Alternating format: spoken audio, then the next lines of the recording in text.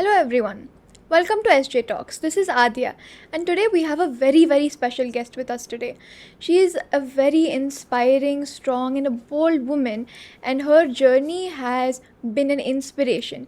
She started off as a clerk, a secretary, and then even opened her own restaurant. But the most inspiring part of it always comes from the struggles, right? So she was a cancer patient, then a survivor, and now a counselor, inspiring multiple people to survive and help them through what she once went through. So, everyone, let's welcome Miss Grace Anita, ma'am. So, thank you Yeah. for being Hi. here with us Yeah. today and sparing your time. Yeah, it's my privilege to be here today.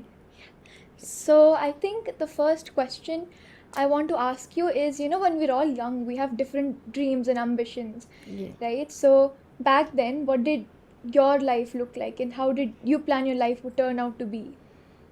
Yeah, actually, people born in 60s, 1960s, we didn't have that clarity, I can say.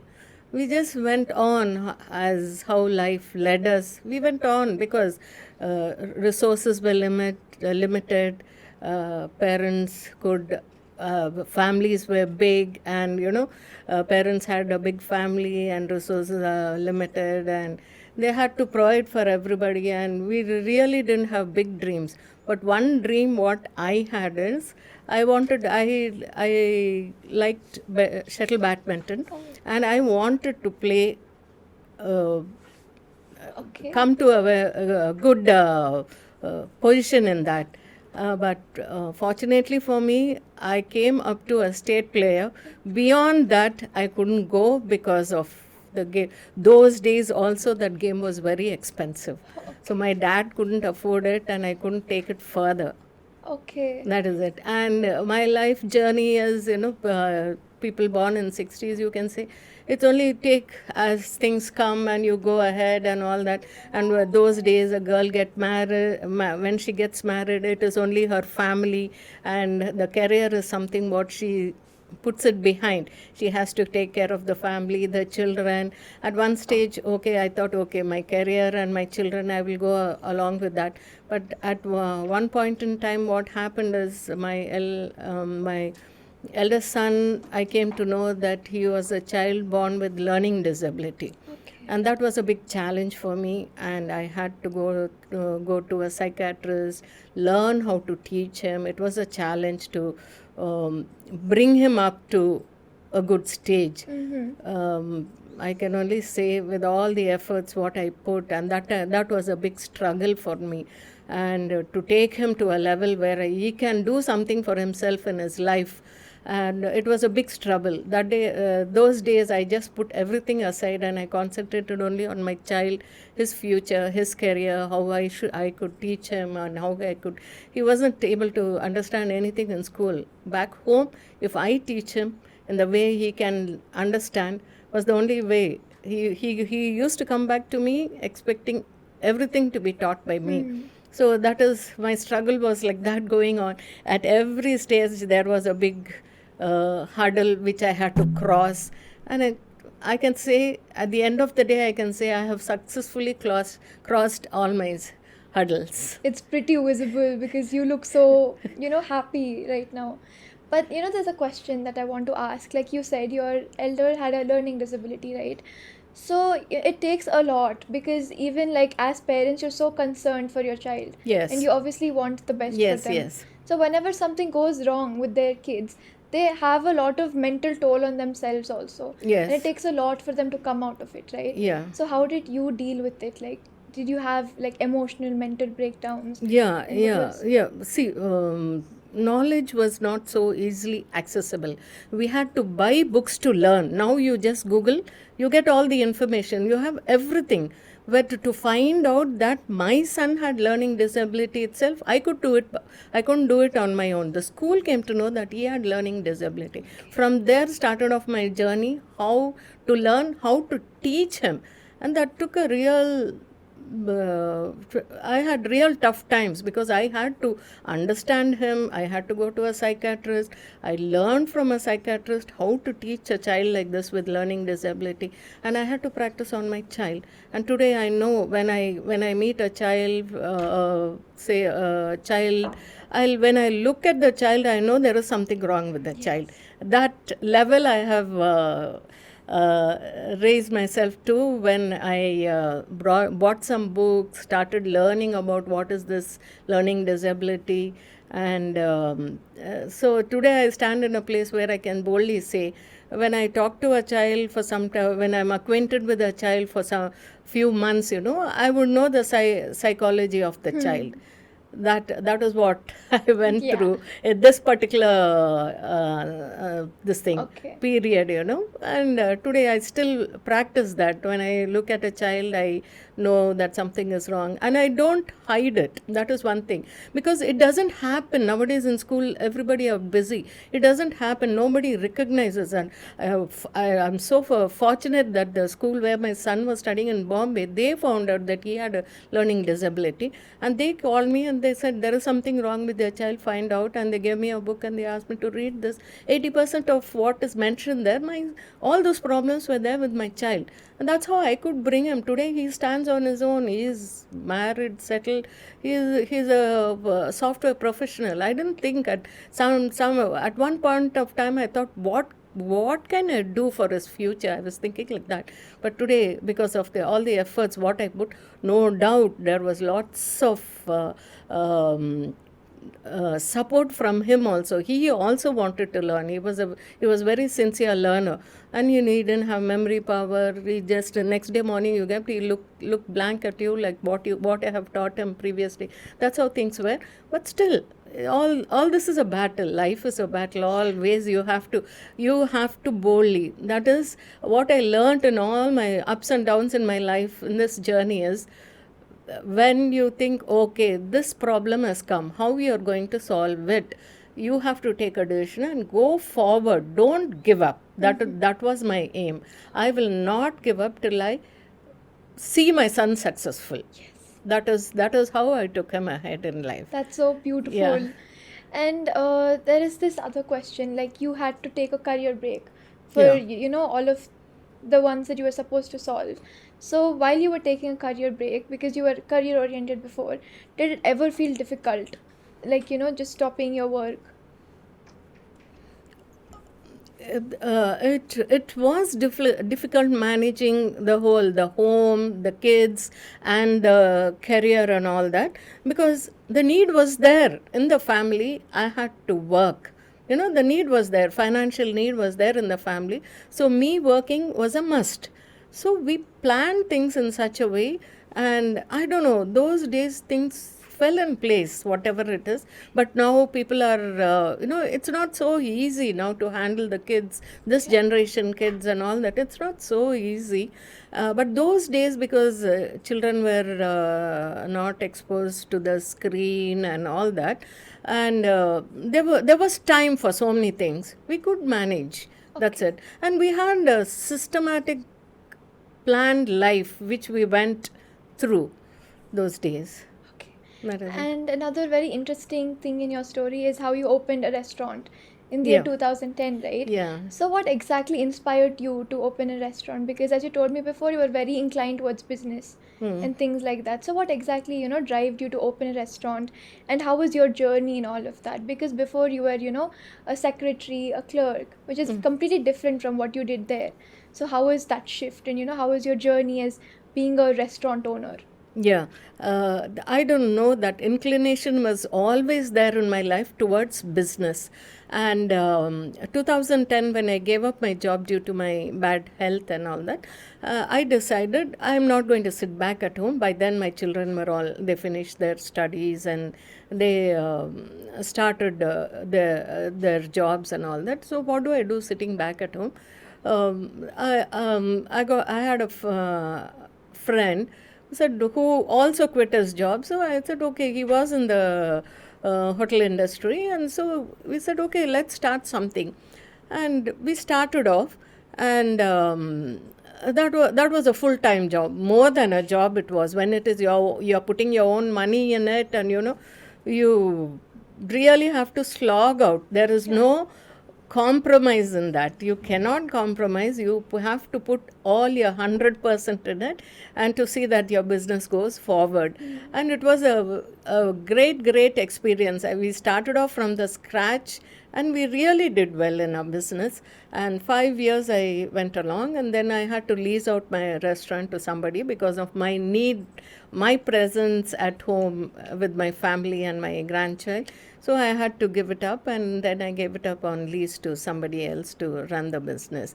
But it was a great experience. Most of my clients were from the software, all bachelors waiting for me. I used to serve the best food, tasty food, as well as quality food I used to serve. I had people coming continuously from the software line. I used to serve more than 30 to 35 dinners every day for the bachelors in the IT business. And sometimes they are late. They used to call me and they say, we are held up in the office, please hold our dinner. I used to wait till 12 o'clock in the night for them, and then go back home, then get up in the morning, come back again at 5 o'clock to the restaurant and all. But it was good. I really enjoyed. I like to work. I like to slog out. That I basically like that. So I really enjoyed that time, and had a nice time when I was running this business. Now I know how to start a business and how to go ahead. When people talk about business, there are so many things in the angle. First is, when it is a hotel industry, your customer is God. Yes. That's it. You need to satisfy your customer. You don't need to advertise. If your customer is happy, he'll bring somebody else for you. He'll bring people to you. You don't need to go around. So that is what I concentrated on. Quality food, clean food, healthy food. The way I made my food and all that, I never compromised with quality and taste. That's how my business went along. Okay. It's such a beautiful story, though, those homely meals that people make. Yeah. But were there any difficulties that you faced while you were running that business?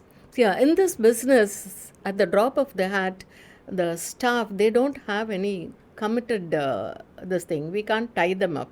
There's no notice period and all that. So once you give the salary, they go missing. The next day, they'll switch off their phones and they don't come. And you are in problems when they don't come. So I believe in, once you start a business, you should know A to Z of your business. In somebody's absence, you should know how to take their place. Even though you are an owner, you should know how to, me and my partner, we should literally get into their place and do the work. Okay. That is how we took our business forward. There is not a department in which we didn't know what was happening. Okay. So we literally put ourselves in everything. And so much so, I started learning. Though I am a South Indian, I know only South Indian cooking. It was I had a North Indian cuisine. I learnt all the North Indian dishes because of my master chef there, who was there. And it was good. I had a good time. Though it is very strenuous. Business is really strenuous. But I had a good time. Yeah. I think it's just important you enjoy what you do, and you clearly look like you enjoyed it, by the way you're smiling and everything. But now, coming to the point where your life turned. Yeah. From doing all of these to then realizing that you have cancer in 2023, if I am right. So how did you first react or feel when did you start realizing that maybe there's something changing in my body? And when you got to know that you're having this, how did you feel? Yeah, actually, one thing I would like to tell everybody is the first symptoms of cancer is abnormal weight loss. Okay. So I was thinking, because I'm a sportswoman, and being a diabetic, I regularly go for walks. I'm conscious about what I'm eating and all that. But I was losing weight, and people used to say, "Why are you losing weight like that? It's good, why not lose weight?" And I thought probably it's good that I'm losing weight, but I didn't realize that there was something behind my weight loss. And so this was in 2023, 2020, I had COVID. My lungs were infected very badly. I survived that COVID. 22, I was all good, and 22, I was blessed with my granddaughter, because there are no girls in my family. I was very happy that I had a granddaughter, and I just prayed and I said, God, keep me alive till my granddaughter becomes 20 years. That time I was 62, so I have to live up to 82. Then I just thought I should live long to see her grow. And 2023, I was diagnosed with cancer. First thing, there was a lump in my breast and all that. I thought it was something, and probably I get no pain. I thought it will go off. Then I realized it is only growing and it is not going. So I had to do all my. I went to the doctor and did all the tests and all that. Biopsy, after the biopsy, I came to know that it was cancer. And that was a battle. That was the major battle in my life, going through the treatment and all that. And one thing I made up my mind: if I want to live another 19 years, I was in 2023. If I want to live another 19 years, I have to fight this battle. And I decided I will fight this battle. I am not going to compromise anywhere. Whatever is the treatment, it will be a long treatment, it will be a difficult this thing for me, and I have to go through that. I thought I'll fight. That is it. I made up my decision, and I went through the treatment. You've clearly won. Yeah, It's so I beautiful. definitely won. Yeah, but during your whole treatment process, the chemotherapy Yeah. that went on, how did it affect you both physically and emotionally? Were there like any point in your life where you felt like this is so unfair? Why is it happening to me? See, it is, we can't say why is it happening to me. We don't know what happens to whom. But definitely we think, okay, why is it happening to me? Why this has come to me? That's how, but I didn't think of all that. I said, okay, this is something, any disease can come to anybody. That's the world we are living in now. So I decided, okay, let me chesta, emundi, cancer. This is another COVID వచ్చింది. COVID could treat lungs infection అయింది. I got treated. I'm okay. The 6 months, it took 6 months for me to recover. That is okay. Now this is another second battle I have to fight. The one thing I decided, one thing I can tell the world, everything you should take a decision in your head and respond with your soul. If you take a decision in your mind that I am going to fight this battle, I am not going to give up. One thing is, you should not be sad anytime. Yes, today I have to go for my chemo, today I have to go for my radiation, today I have to go for this injection, tomorrow I have to go for that injection. Yes, go, take it. Pain is there. Nothing, no injection will be without pain. Pain will be there. Boldly you go, face it. 50% of your battle is won there. If you boldly face it, 50% you will be cured.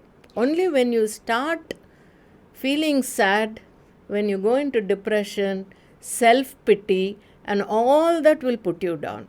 I tell everybody not to go into that thing. Medicines are that what is available now, which was not available 20 years back. Everything is available. Boldly you can go and take your treatment and face that battle. Yes, I am going to be successful. I am going to be cured. Keep that in positive thinking. With positive thinking, you have to mundukelte, we will be successful. Nothing can come, and you can recover also. That will be an added advantage for your medicine to do its work in your body. And anything that see, during chemos you just cannot eat. 10 days you'll have blisters in your mouth, your gum will be so blistered and all, your tongue will be blistered, you cannot eat anything. ఇంకా కారం అయితే nothing you cannot touch. But that is the time when your haemoglobin goes down. You have to eat good food. Okay. When you are not able to eat, some people have loose motions, some people have so many problems there. Each person is different. You have many problems. There is nobody will be there because such toxic high dosage of medicine. You cannot have a smooth therapy. So you have to face all this. Yes, I cannot eat this. I remember in my house, my daughter-in-law, she used to say, okay, drink the watermelon juice. Even half of it comes out, it's okay, because you'll vomit. Let it come out. But again, you drink another glass for after an hour. That's how I fought my battle. I never gave up. Okay, I vomited, then I don't go and sleep. I didn't sleep. I just waited for 1 hour, and again I had another bottle. Something or the other will be remaining in your stomach. Be positive about that. Go ahead with the treatment and think that yes, I am going to be healed. That is it. Yes, that is so beautiful. And like you said, like if one person is affected in the family, the whole family helps them, or fights with them for the same cause, like to grow out of it. So when your people found out that you have cancer, how did it affect your family, like your surroundings? Yeah, see, one thing what my family knows, that I am a fighter and I was very bold. I am very bold. In fact, my daughter-in-law, she's a doctor, and when my biopsy report came, she said, the doctor put me out and he was talking to my son and my daughter-in-law, to my family. My daughter-in-law said, don't worry, no problem. You can call her. She is bold. She'll take it in a positive way. And whatever questions she asks, if you are able to clear her doubts, no problem, she said. So from the step one, my family, my whole family was a great support to see what I am eating, what I am not eating. There's so much so at one stage, some point in time when I was not able to relish the food what they were making and giving, I took I could go because of my fighting spirit. I could go to the kitchen and cook what I wanted, even during those days, what I wanted to, what I felt like eating, I cooked and I ate. The family support should be there, and the family also should be positive. Yes. That is important. No negative attitude should come forward. The family, every member in the family should have a positive Yes. attitude. Yeah, and sometimes, like people get really scared. Like even if they realize that something is wrong, first they think about the worst case scenarios, like what if the worst will happen.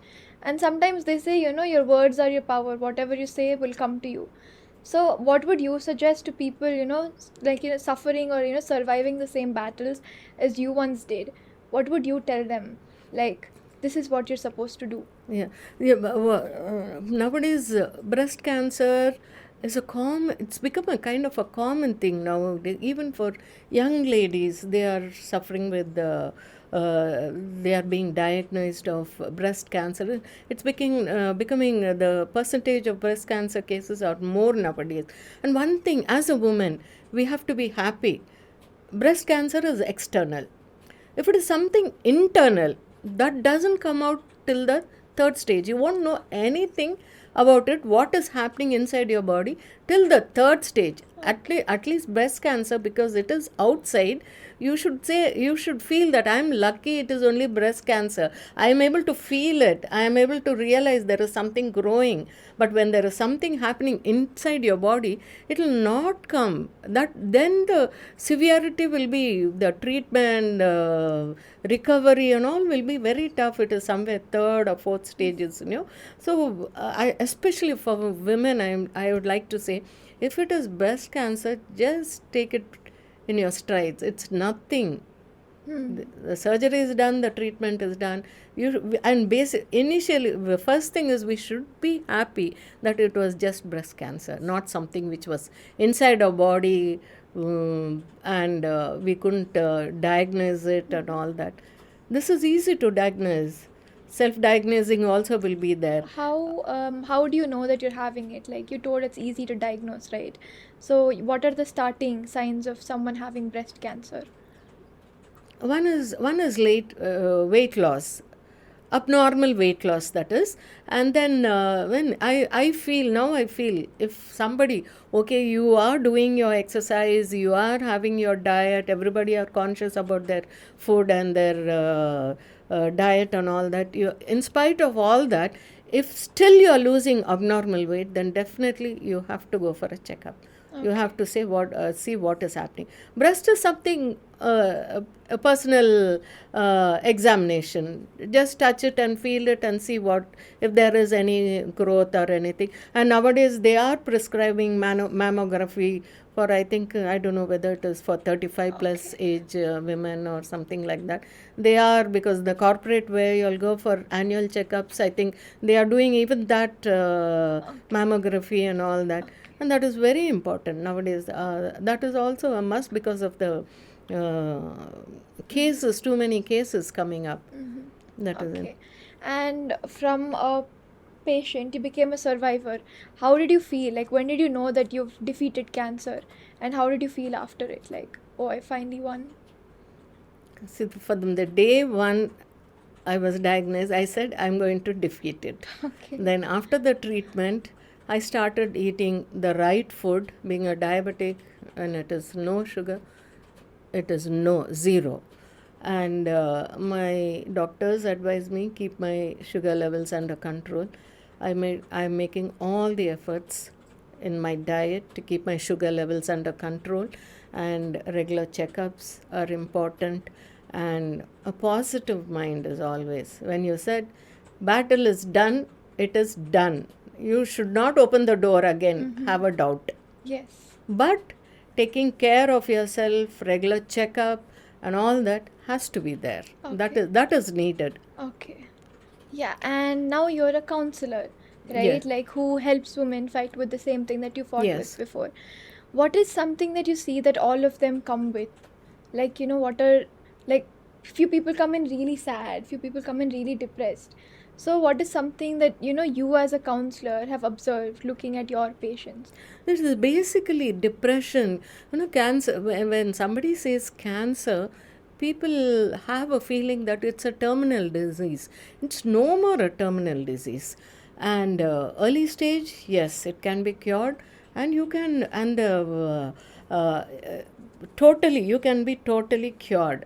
And you do the right things after the treatment, yes, it will not come back, definitely. And you be conscious about doing all your regular tests and all that. Yes, you can be safe. Feeling conscious, feeling depressed, having the doubts, they work on your body. And that is one thing you should not be doing. Go regularly, live your normal life. Stop thinking that you are a patient. Once your treatment is done, from here on, I'm going to pick up. First, you have to pick up your weight, because you lose lot of weight. You have to pick up your weight. Eat in such a way that you start picking up your. Once you start picking up your weight, your body is healthy, becoming healthier and healthier. And be positive in your mind, and don't ever doubt, oh, is it going to come back again? Don't have that doubt. Not necessary. Okay. You don't need to have that doubt.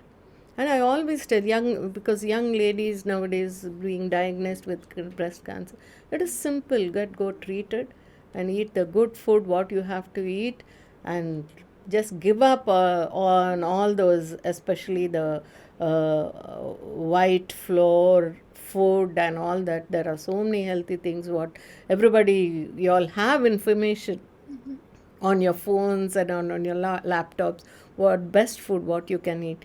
Take that extra mile to keep yourself safe. Okay. That's what I say. What made you want to become a counselor? Like, how did that door of My opportunity doctor open? advised me. She said, the way you fought this battle so boldly. She said, "You please do that." And can you share me some of your patient stories, like one or two that are like beautiful, just like yours? Yeah, one day when I was going for my checkup, there was a lady, she must be around 32 years old. I'll just tell this as an experience. 32 years old. I was just sitting waiting for my doctor. Husband sitting there, and she was crying.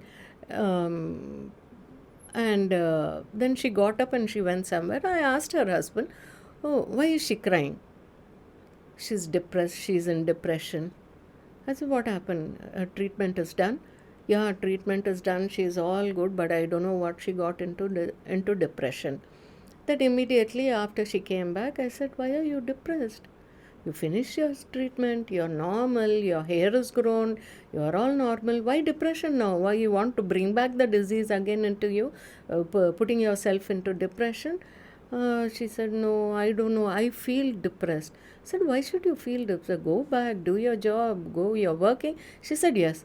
"Then be busy with all your things, be busy with living your life. Why are you going back and thinking about all that?" And I said, "One thing you have to be and be happy and thank God for that, basically, because it was just breast cancer. It was not something which was inside." Then she started realizing. She said, "Yeah, correct. What you said is correct." She said, as in the we were waiting for the doctors, our turn to meet the doctor. This is what I spoke to her. She said, "Yeah, if I had some other cancer inside my body, I couldn't have seen that till it was third stage." I said, "Yeah, we are lucky. Be happy that we are lucky. It was just breast cancer." Yes. That's what I told her. And she started smiling. And her husband took my number, and then he called me. "Madam, thank you the way you spoke to my wife." And she said, "Yeah, I'm lucky," she says. So nice. And as a counselor, what is like your favorite part of working? Like, your favorite part of where you get to put out your points, or like, talk with the patients. Yeah, it is. See, counseling is nothing to do with anything to do with medicine. It is all psychological. So I try to understand their psychology, what they think, how they think, and all that, and then according to that, I talk to them. Okay. So different people Yeah, need it is different. With every person is different. Not two people are alike. It is what you talk to one person, you cannot talk the same way to another person. It is totally different, and it is always, this is one thing what we lack in our society. If somebody can do that, it will benefit the society so much. You have to go that extra mile. See, I came to know a patient who was very old, and she didn't have anybody. Though I finished my treatment, I recovered. I finished my treatment. My recovery stage was still going on, and she needed somebody to be with her. I went and met her, spent some time with her, say half a day with her, sat with her, because she didn't have anybody with her. So I went, even though she had finances, she had everything. Not many. You may have maids at home doing all that. People, you cannot talk to them. So they need somebody to communicate. Okay. So that is what I feel. If the society can do that, going that extra mile, people take out some time for the other people. They realize that empathy is something what is needed nowadays. So as a cancer patient and then a counselor, what do you think the biggest, change or flip that has happened in your life?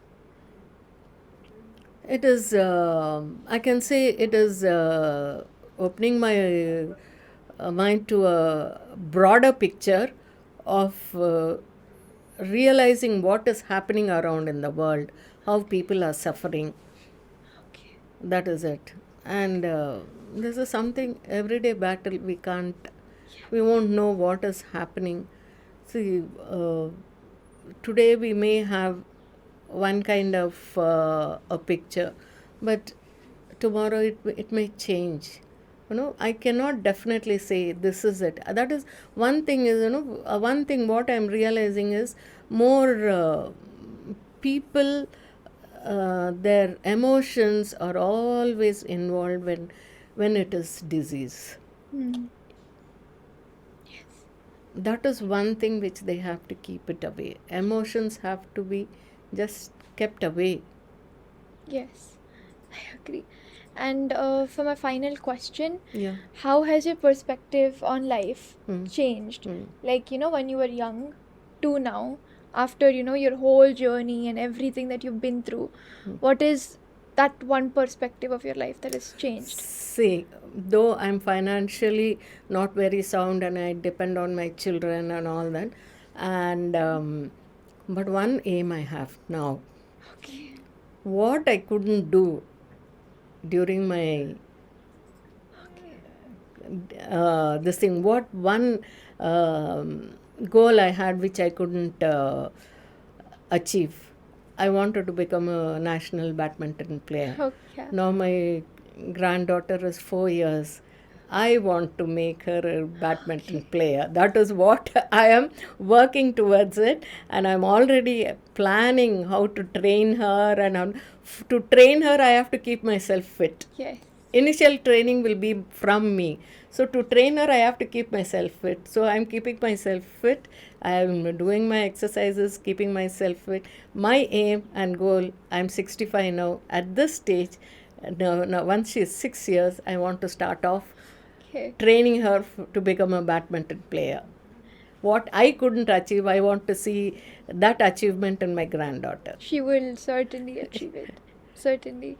It was beautiful talking to you, and I Thank think you. I Thank myself you. got It was my inspired pleasure talking. by whatever you said. It was genuinely such a nice conversation.